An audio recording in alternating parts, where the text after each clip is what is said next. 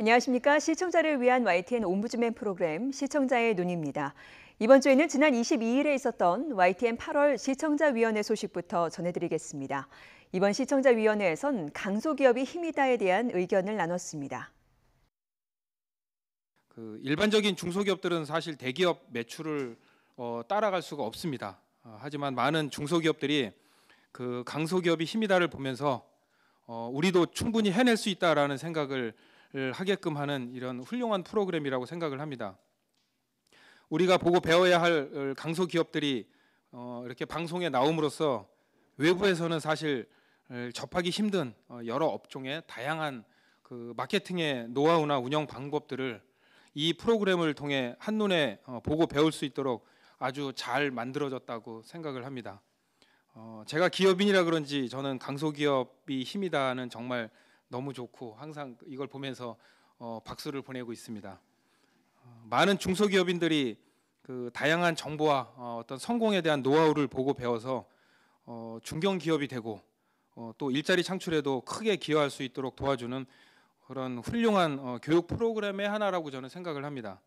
그래서 다른 타 방송 매체를 다 이렇게 봐도 중소 아니면 중견 기업들을 위한 그런 고정 프로그램은 사실 없는데 이게 유일하게 우리 YTN 강소기업 힘이다가 아닌가라는 생각을 해봅니다.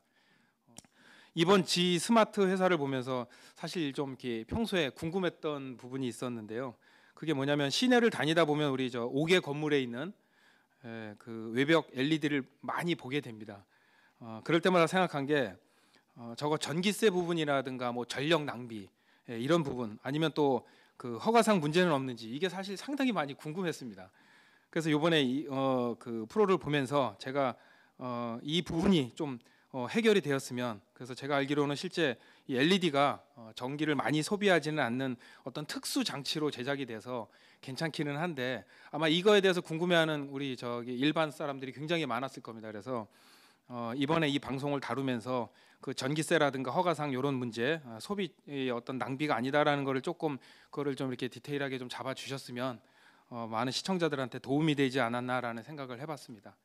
G 스마트 편을 보면서 스마트 글라스에 대해서 많은 정보를 얻게 되기는 했는데 제가 이 G 스마트에서 스마트 글라스를 세상에 없던 유리라는 표현을 썼는데 이 표현대로라면은 G 스마트에서 스마트 글라스를 최초로 세계에서 최초로 개발한 것이어야 하는데 정말 그런 것인지 확인할 수가 없었고 그래서 인터넷에 검색을 한번 해봤는데 오히려 스마트 글라스를 검색해보면 건축자재로 쓰이는 스마트 유리보다 IT 기업에서 구글이나 애플이나 뭐 이런 데서 개발하고 있는 스마트 안경이 더 많이 나옵니다. 이제 이게 같은 스페링이라서 아마 그런 것 같은데 이 프로그램 안에서는 물론 건축 자재를 얘기하고 있었기 때문에 혼동의 여지가 적어서 별로 그렇게 문제되지는 않았지만 이제 해당 프로그램에서 시청자들한테 더 많은 정보를 주는 차원에서 그 진행자가 처음에 스마트 글라스 하면 뭐 어떤 것이 떠오를 텐데 그보다 또 이런 것도 있다 이렇게 뭐 접근을 했으면 가볍게 설명하고 넘어갔으면 어땠을까 하는 생각을 해봤습니다.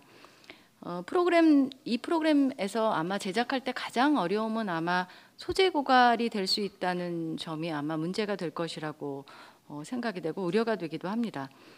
제작 방향이 성공을 위해 달려온 CEO 그리고 직원들의 어려움을 휴먼 스토리로 또 엮고 기업 운영의 부족한 점에 대해서 전문가 집단의 솔루션을 제시하는 것이라고 제가 이렇게 보았는데 그 전문가 집단의 솔루션이 이제 중간에 뭐 전망도 나오고 끝에 솔루션이 약간 나오는데 이게 기업의 측면에서 이걸 얘기를 하는 것인지 기업에서 어떤 어려움이 있다고 말씀을 이제 받아서 그것을 이제 한 것인지 아니면은 그냥 전문가들이 그냥 보기에 이렇다 이렇게 하신 것인지를 좀 확인할 수가 없었고 이렇게 이제 전문가 집단이 나와서 얘기를 할 때 미화 방향으로 가기 쉽다는 것은 조금 우리 좀 조심해야 될 부분이라고 생각을 합니다.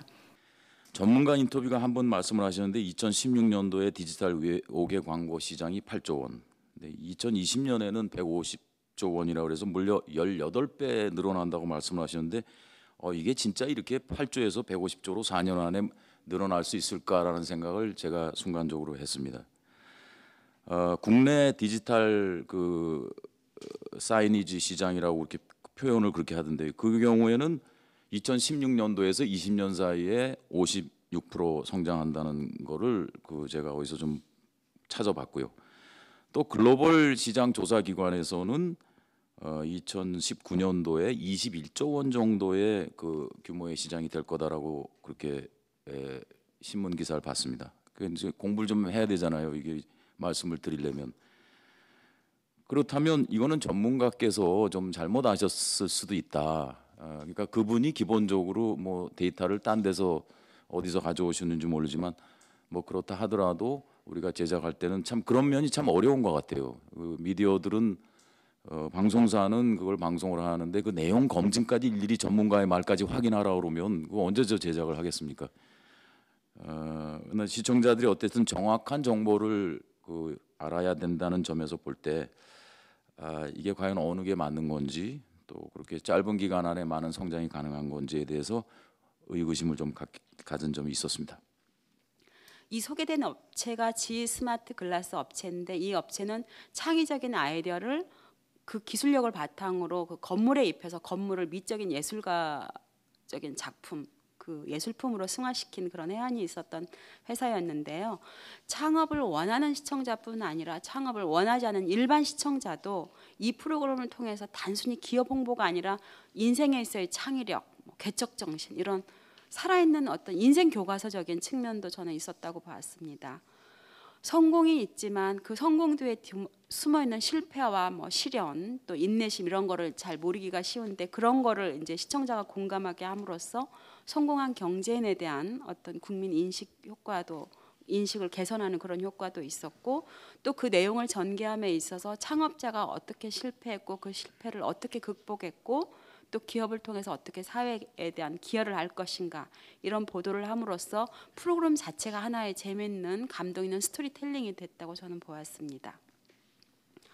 또 스마트 글라스 제작 공정을 설명을 하면서 회로도 설계, 그 다음에 접착제 부착, 그 다음에 초음파 접착 과정을 이렇게 이해하기 쉽게 설명을 해주셨고 또 그 접합 방식에 있어서 일반 레진과 G스마트 레진 기술이 어떻게 다른지 그걸 비교 설명하고 또 좌우 화면에 자료를 비교해서 보여줌으로써 그 해당 기업의 기술력에 대해서 굉장히 시청자로서 알기 쉽게 이해를 했습니다.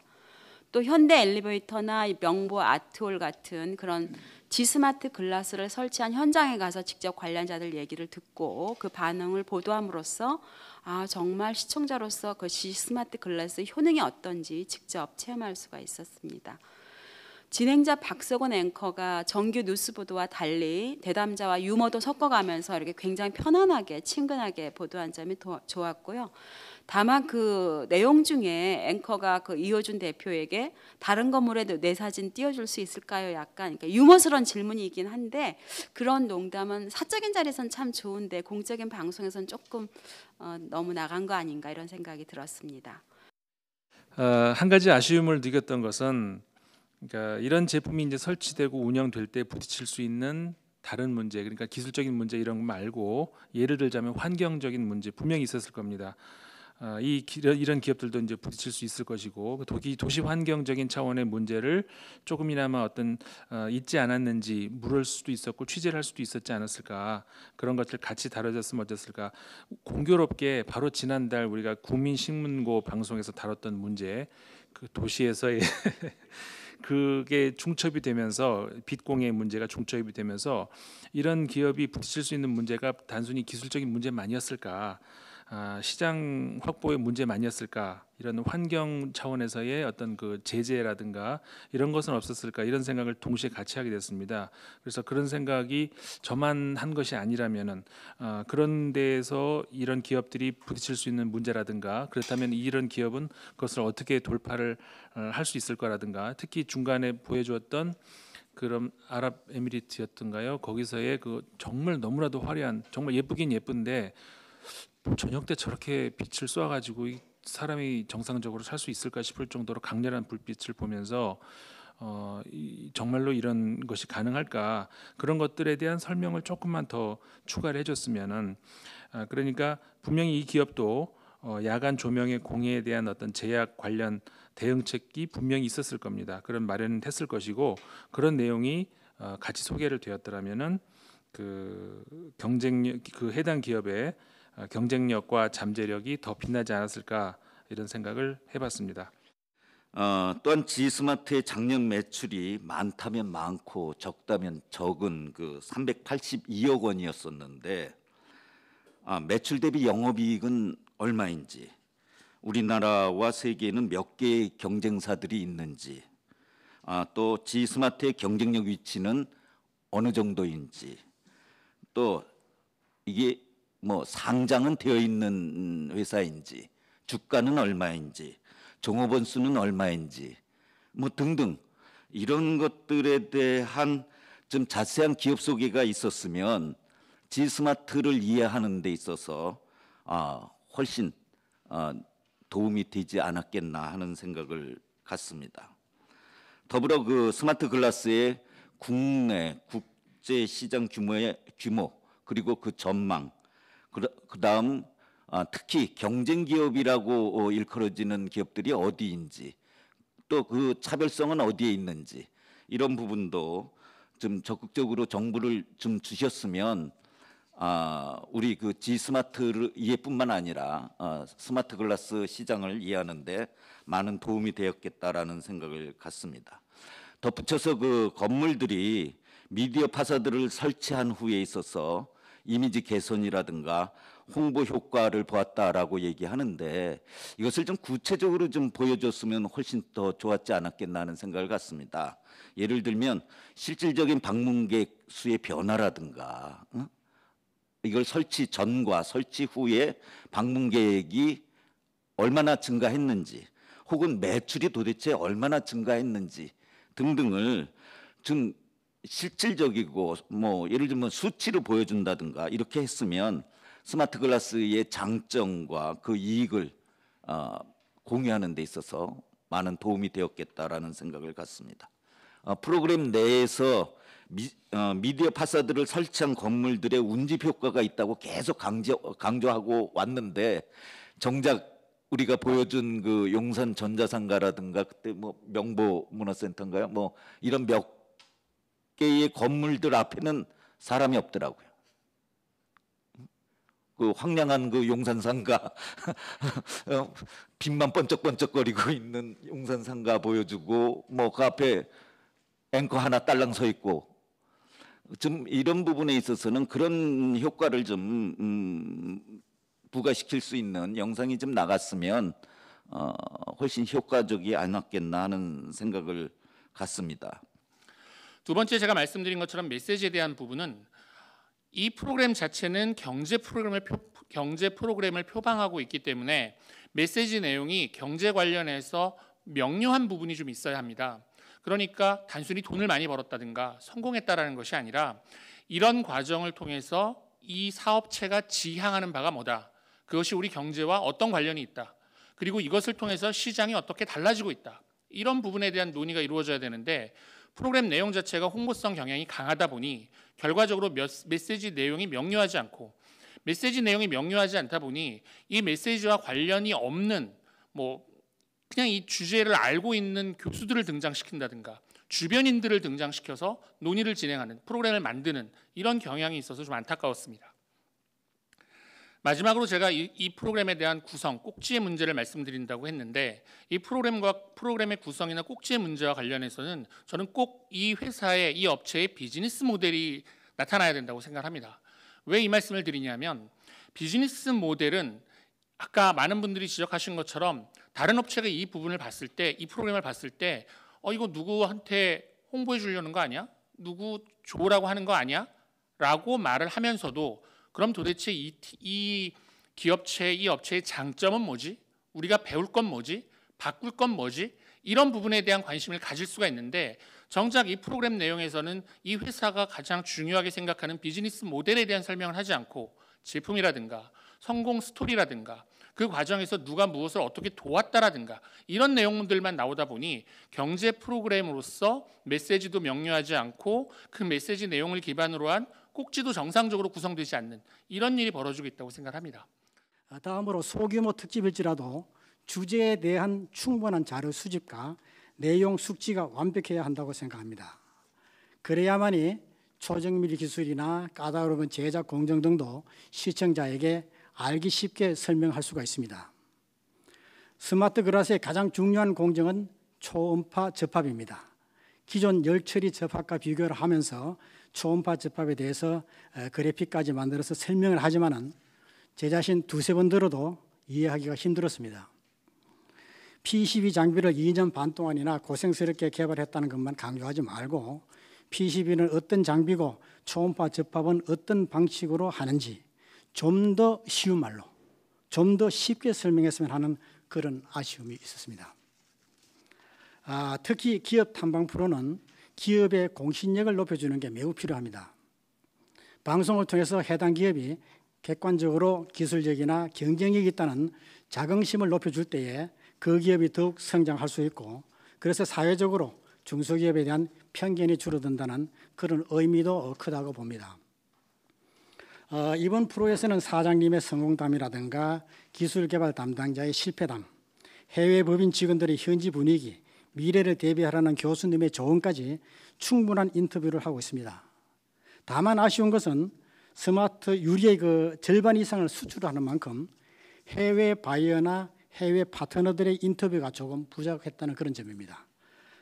미디어 파사드 전문가나 해외 관련 업계 관계자들의 인터뷰를 통해서 GS마트의 기술력과 경쟁력 등을 평가받아보는 것도 기업의 공신력을 높인다는 점에서 상당히 중요하다고 생각합니다.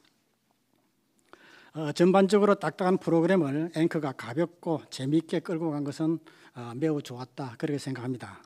다만 앵커가 사장을 처음 만난 것처럼 인사를 하면서 젊어 보인다고 하니까 사장님 말씀이 동안끼리 잘해 봅시다 하면서 전에도 자주 만난 사람처럼 그렇게 응답을 합니다. 그런 말을 한 것까지는 괜찮지만은 동안끼리 잘해 봅시다라는 말을 꼭 내용 자막으로 처리했는지 그 부분은 다시 한번 생각해 봐야 할 거라고 생각합니다.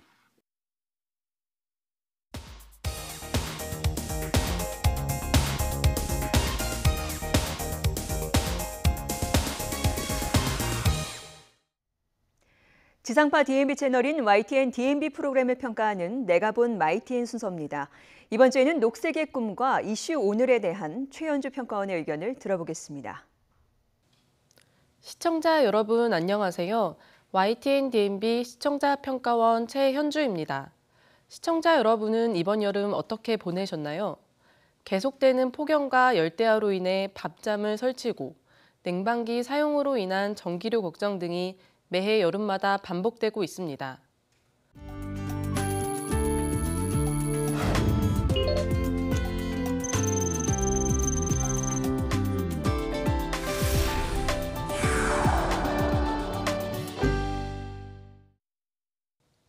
지난 YTN 녹색의 꿈에서는 폭염 시대 올바른 전기 사용에 대한 내용이 방영되었습니다.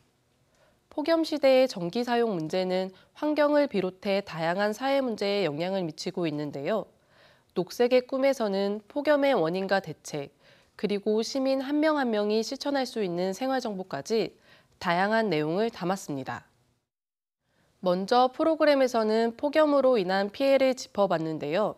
무더위로 여름을 힘겹게 보내고 있는 시민들의 인터뷰와 폭염으로 인해 전국에 발생한 각종 사건, 사고 등을 열거해 주어 폭염의 심각성을 보여주었습니다. 특히 열사병과 같은 온열 질환은 사망률이 80%에 이르는 응급질환이라고 하는데요. 2012년에 온열 환자 수가 984명, 2016년에는 2125명에 이르는 등 2배 이상 급증했다고 설명했는데요. 폭염이 단순히 이례적으로 발생된 문제가 아닌 지속해서 발생하고 있다는 점을 잘 파악할 수 있는 자료였습니다. 프로그램에서는 폭염의 원인을 살펴보기 위해 전문가를 만났는데요.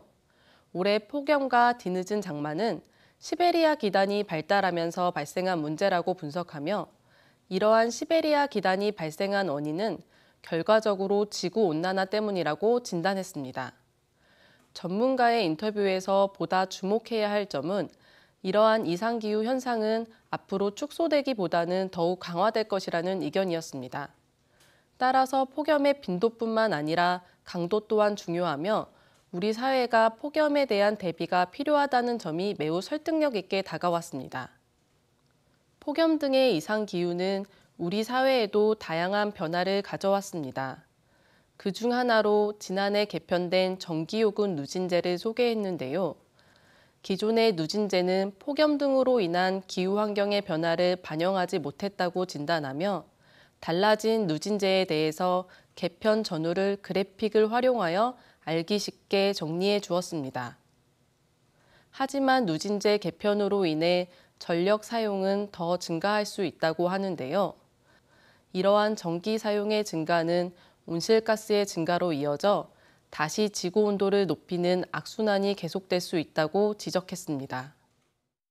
국제사회도 이에 대응하기 위해 2015년 파리 기후협약을 체결하여 산업화 이전 대비 지구의 기온 상승을 2도씨 이하로 낮추자는 의견에 세계 대부분의 국가가 동의했는데요. 시행 기후체제를 맞아 우리나라도 변화의 시기를 맞고 있다고 전했습니다.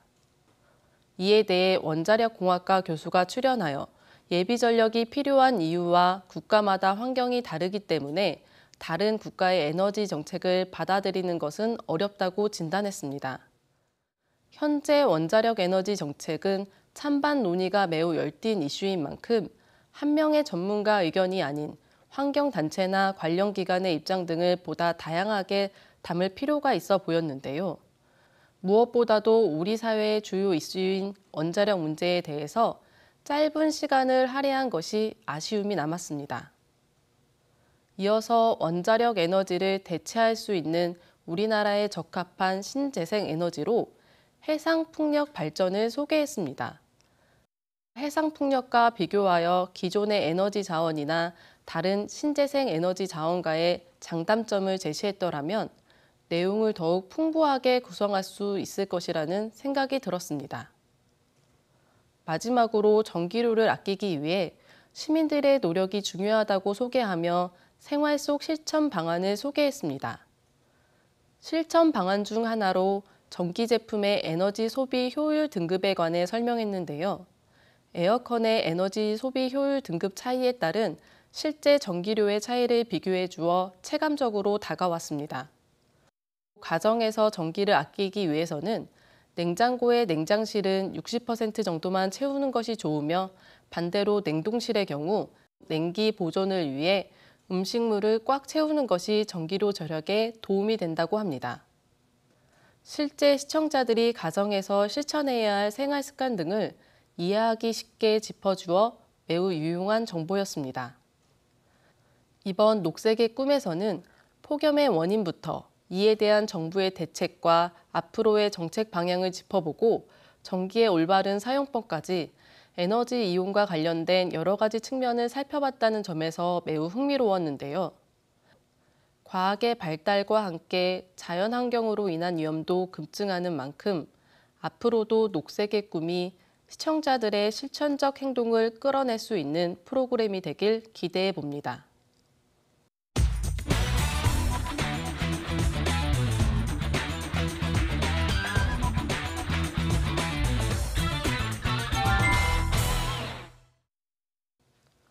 올여름 무더위를 피해 극장 나들이 다녀온 분들 많으시지요? 한국 영화는 연 관객 1억 명 시대를 맞이했으며 최근 택시 운전사가 한국 영화로는 15번째로 1,000만 관객을 돌파하는 등 한국 영화 시장이 쾌거를 이루고 있습니다. 한국 영화의 눈부신 성장 이면에는 어두운 그림자도 존재하는데요. 국내 영화계의 이슈로 떠오른 스크린 독과점 문제에 대해서 YTN의 보도가 있었습니다. 보도에서는 특정 대형 상업 영화가 상영관 대부분을 차지하는 스크린 독과점 현상은 올해도 어김없이 되풀이되고 있음을 지적했는데요. 이 때문에 다양한 장르의 영화 제작이 어려워지고 관객의 선택권을 가로막는 등 부작용이 속출하고 있다고 전했습니다. 뉴스에는 독립영화 감독인 민병훈 감독의 인터뷰가 이어졌습니다.